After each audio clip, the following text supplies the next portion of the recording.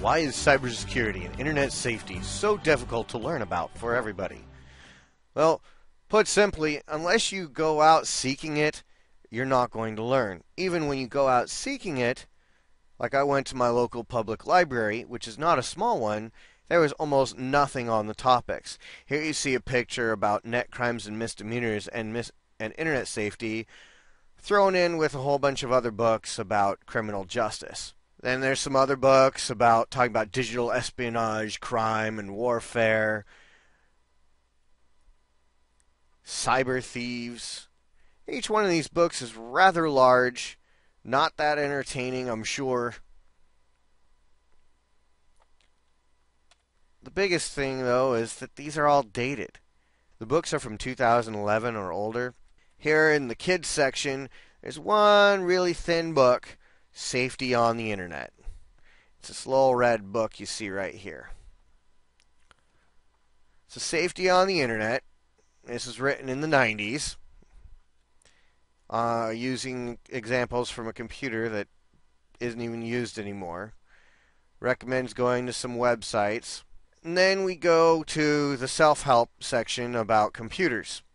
And there's all different types of things, especially for Dummies series, which can be useful, especially for the beginner. But there's nothing really that tells you the most simple, basic things, what you need to do to protect your computer.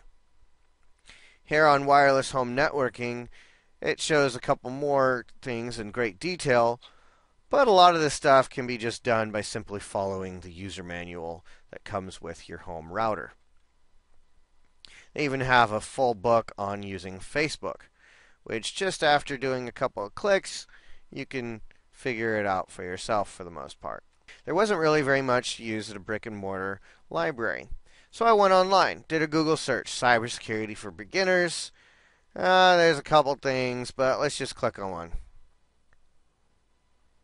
Alright, really long. Okay, there's a little bit of information on each one. It tells you what's out there, but not really what to do about it. Internet safety. Let's go to the same difference. Alright, this one's a little bit better. Internet safety for kids. Let's take a look what they recommend here. Always use antivirus. That's good. Monitor websites your children visit. Very important. Just like watching your kids at home, making sure you know what they're doing. Talk to your kids about the dangers of the internet. Okay, that's fine, but you need to know how to learn yourself. Safe search on all internet browsers. Yes. Operating system updates. Very important. And don't reveal passwords to the children. Okay. Good, helpful information. Safety rules for kids and parents. Alright, so not a very bad website. InternetSafetyForBeginners.com. Some basics. Let's do a YouTube search here on internet safety. Got a video from 4 years ago. Cybersecurity. I actually thought this video from Nova PBS was pretty good. On Cybersecurity 101. They actually create a cybersecurity lab on Nova. And then on Amazon, let's say you want to purchase some books.